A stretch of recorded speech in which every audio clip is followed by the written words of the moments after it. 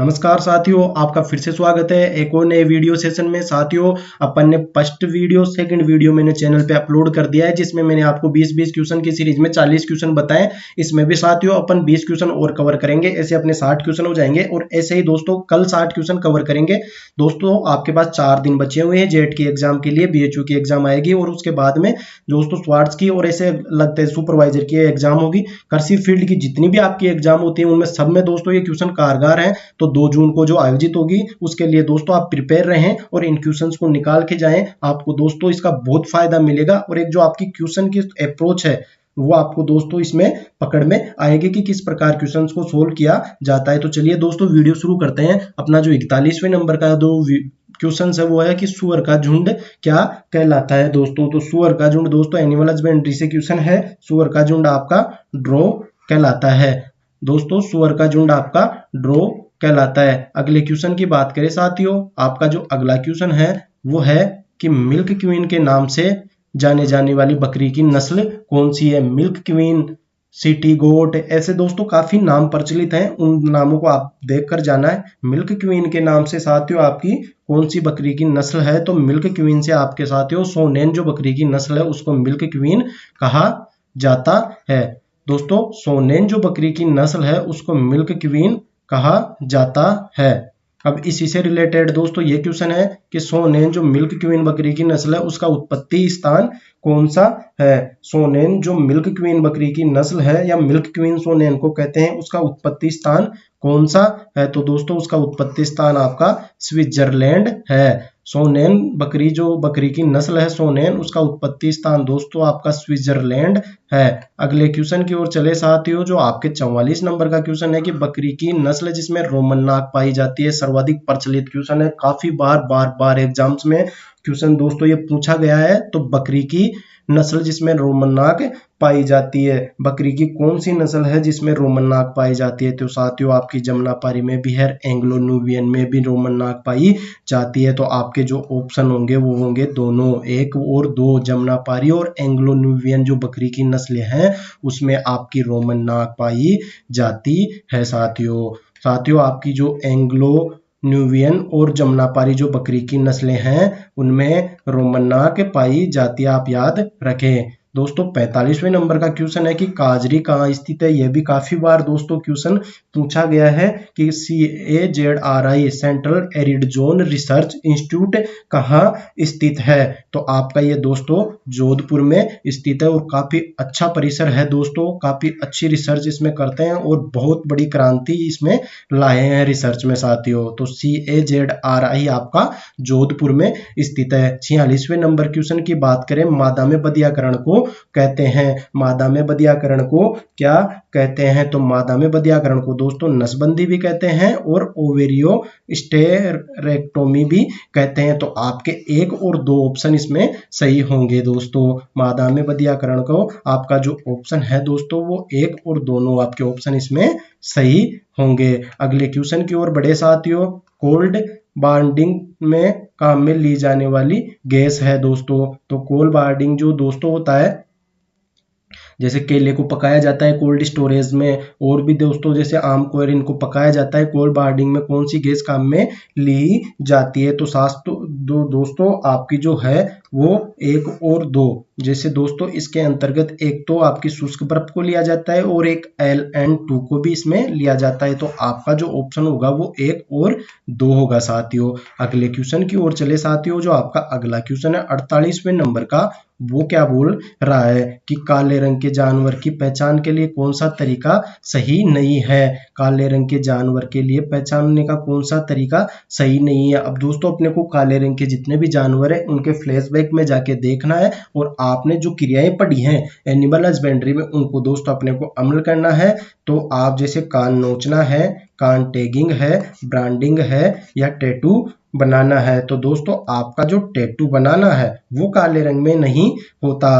कान नोचना भी होता है सुअर में, कान टैगिंग भी होता है, ब्रांडिंग भी होती है, दागना बोलते हैं जिसे, लेकिन टैटू बनाना इसमें नहीं होता है साथियों। तो आपका जो ऑप्शन होगा वो 4th ऑप्शन होगा, टैटू बनाना साथियों। अगले क्वेश्चन की ओर बढ़े अपन। अपना अगला क्वेश्चन है कि वह उम्र जिस पर जानवर के स्थायी दांत गिरने लग जाते हैं। पहले तो दोस्तों दांत स्थायी आते हैं, फिर बाद में कौन सी उम्र के बाद में, एक उम्र के बाद में दोस्तों ये दांत गिरने लग जाते हैं। तो वह उम्र जिस पर जानवर के स्थायी दांत गिरने लग जाते हैं वह कौन सी उम्र है? तो पूरा मुंह है, टूटा हुआ मुंह है, गमर या गीमर। तो दोस्तों आपको जो टूटा हुआ मुंह है उसमें दोस्तों ये एक अवस्था होती है, ऐसे नहीं कि मुंह टूट जाता है पूरा, ये मत समझना। आपका जो टूटा मुंह है एक अवस्था होती है, उस अवस्था में दोस्तों जानवर के जो स्थायी दांत हैं वो स्थायी दांत गिरने लग जाते हैं साथियों। अगले क्वेश्चन की ओर बढ़े साथियों। आपका जो अगला क्वेश्चन है वो कि घोड़े के नर एवं मादा में अंतर पाया जाता है, या घोड़े में जो नर और मादा का जो अंतर पाया जाता है उसको हम उस अंतर को कैसे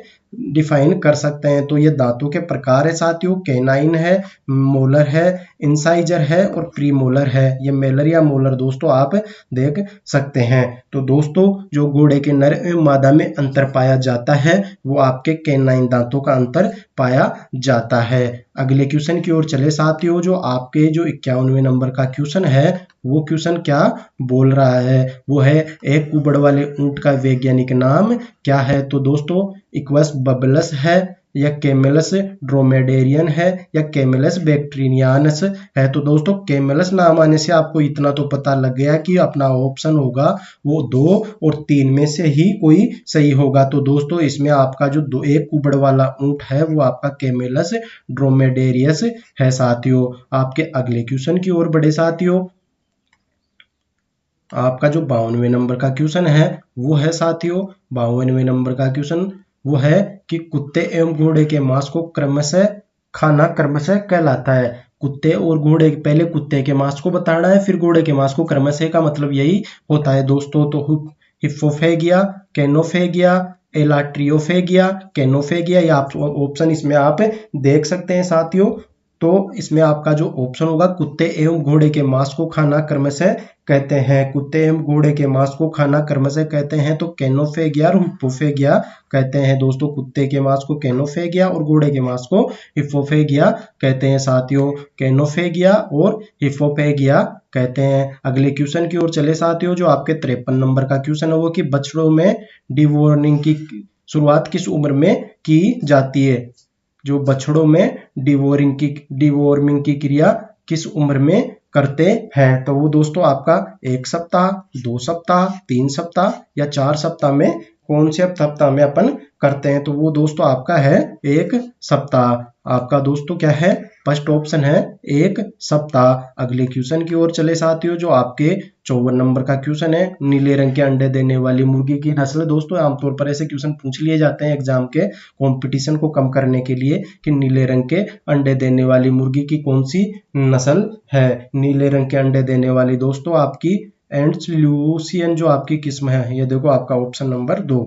एंड्स ल्यूसियन जो आपकी किस्म है, एक कड़कनाथ होती है दोस्तों, एक व्हाइट लैंग होती है और एक RIR होती है, जिसमें एंड्स ल्यूसियन जो आपकी किस्म है वो आपके दोस्तों नीले अंडे देने के लिए विख्यात मुर्गी की नस्ल है। अगले क्वेश्चन की ओर चले साथियों। जो आपका अगला क्वेश्चन है वो है कि पशु की उम्र जानने के लिए सींग सूत्रों के आधार पर आपको बताना है कि पशु की उम्र कैसे सींगों के आधार पर कैसे जान सकते हैं? तो सींगों के छल्ले +3 वर्ष, सींगों के छल्ले +4 वर्ष, सींगों के छल्ले +2 वर्ष, या उपयुक्त से ही इसमें आपको बताना है। तो दोस्तों जो सींगों के छल्ले हैं वो 2 वर्ष के बाद में एक छल्ला बनता है, तो सींगों के छल्ले प्लस उसमें 2 ऐड कर देते हैं तो पशु की जो एक्चुअल उम्र होती है वो अपने पास आ जाती है। तो आप में आपका जो इसका ऑप्शन है कि सींगों के छल्ले +2 वर्ष, ये दोस्तों आपके इसमें ऑप्शन सही रहेगा। अगले क्वेश्चन की ओर बढ़े दोस्तों कि किस नस्ल से सबसे अच्छी कारपेट ऊन प्राप्त होती है? जो भेड़ की नस्ल से जो ऊनें प्राप्त होती है उनमें कारपेट ऊन, जो कारपेट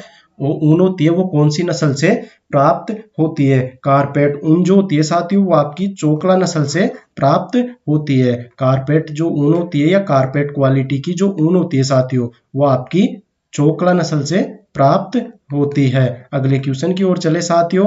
एनिमल के दूध को सुखाने की कौन सी विधि है? तो पूर्ण रूप से दूध दोहना बंद कर देते हैं, अनियमित रूप से दोहना बंद कर देते हैं, अपूर्ण दोहन विधि, या उपयुक्त। सभी एनिमल के दूध को सुखाने के लिए कौन सी विधि काम में लेते हैं? तो दोस्तों पूर्ण रूप से दूध निकालना बंद कर देते हैं, जिससे दूध को दूध एनिमल का दूध सूख जाता है। पूर्ण रूप से दोस्तों अपन दूध निकालना बंद कर देते हैं, जिससे पशुओं का दूध सूख जाता है। अगले क्वेश्चन की बात करें साथियों, अपना अगला क्वेश्चन है, बकरी की नस्ल को दूध के लिए नहीं बालों के लिए पाला जाता है। अर्थात बकरी की वह कौन सी नस्ल है जिसको दूध के लिए न पालकर बालों के लिए पाला जाता है। तो दोस्तों आपने अंगोरा नस्ल के बारे में सुना होगा कि अंगोरा नस्ल की ऊँट सर्वाधिक क्वालिटी की होती है, इसलिए जो अंगोरा नस्ल की बकरी होती है दोस्तों उसको दूध के लिए न पालकर बालों के लिए पाला जाता है। दोस्तों अपना जो 59वें नंबर का क्वेश्चन है कि सबसे ज्यादा बच्चे देने वाली भेड़ व बकरी की नस्लें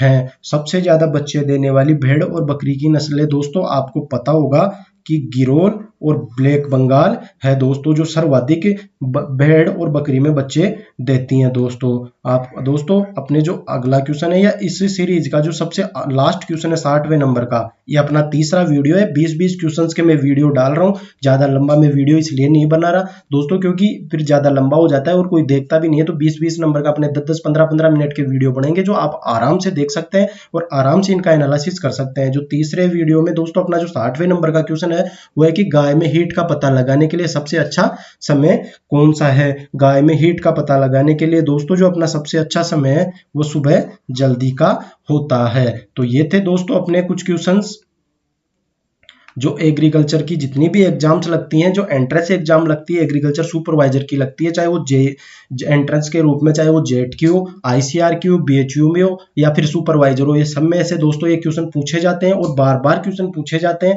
तो दोस्तों आप इनको देखें, बहुत अच्छे क्वेश्चन है, लेवल के क्वेश्चन है। यदि आपको दोस्तों ये सरल लग रहे हैं तो आप इनको बहुत अच्छी तरीके से पढ़े, क्योंकि दोस्तों ऐसी ही लैंग्वेज आती है जो अपने को एग्जाम में गलत करवाती है। और एग्जाम में दोस्तों आपको बहुत अच्छी तरीके से इनको देखना है और बहुत अच्छी तरीके से पढ़ के इनके आंसर देने हैं। आप मेरे को कमेंट करके बताएं कि आप इनमें से कितने क्वेश्चंस आप कर पाए हैं।